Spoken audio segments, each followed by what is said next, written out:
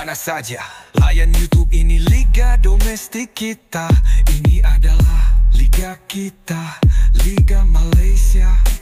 Berita terkini, skuad Indonesia telah menerima kekalahan yang memalukan ke atas Australia. Rata-rata fans Indonesia ketika ini tidak mampu menerima keputusan ini dengan hati terbuka. Mana tidaknya, sebelum perlawanan mereka sangat confident untuk membantai Australia kerana mereka merasakan timnas mereka memiliki beberapa kelebihan yang sedikit lebih bagus dari Australia. Pemain-pemain yang telah diklaim terpaling Grade A ini juga merupakan punca utama kekalahan besar ke atas timnas Indonesia.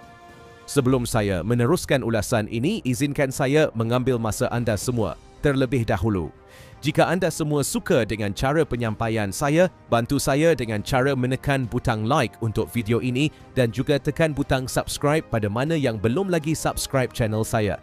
Saya hargai keringanan jari anda kerana bantuan anda itu akan membantu saya melepasi target 200,000 subscriber untuk tahun ini.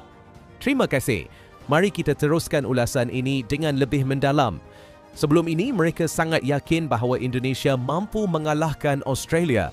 Mata mereka semua seakan dipadam dengan status pemain terpaling Grade A dan juga pembandingan squad value terkini.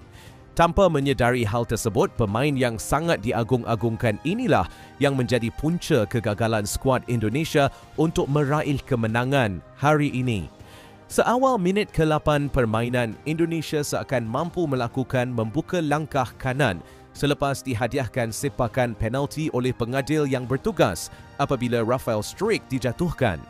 Penalti itu bagaimanapun gagal disempurnakan oleh pemain bergrade A Eropah seperti Kevin Dix selepas sepakan beliau itu terkena tiang.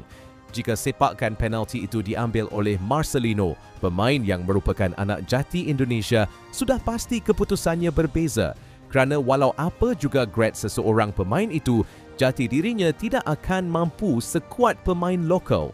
Kekalahan ini juga berpunca daripada confident level pemain Indonesia dan juga confident level daripada penyokong Indonesia sendiri. Selang 10 minit selepas itu, giliran pasukan tuan rumah pula dihadiahkan sepakan penalti dan gol pertama Australia disempurnakan dengan baik oleh Martin Boyle. Gol kedua Australia pula berjaya dicipta Nishan Velupillai selepas beliau membuat umpanan menewaskan Martin Paes. Pertahanan Indonesia terlampau naik terlalu tinggi dengan confident levelnya.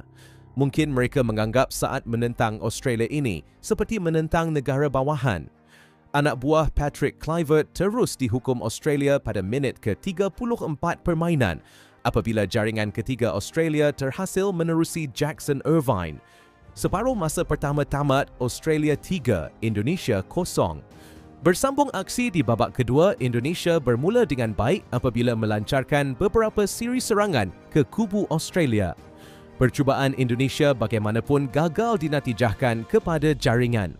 Pada minit ke-61 permainan, Australia menjaringkan gol keempat selepas Lewis Miller menanduk masuk bola ke gawang pasukan pelawat.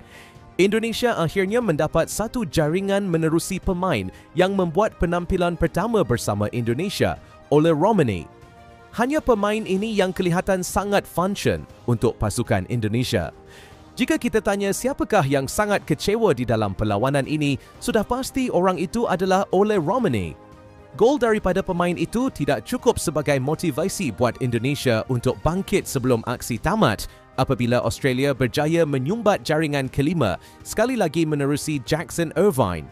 Australia mendapat 3 mata di laman sendiri apabila membantai Indonesia tanpa belas kasihan dengan keputusan 5-1. Harapnya kekalahan terbesar ini akan mengubah mentaliti fans Indonesia setelah ini agar tidak memandang rendah setiap lawan yang akan dipertemukan.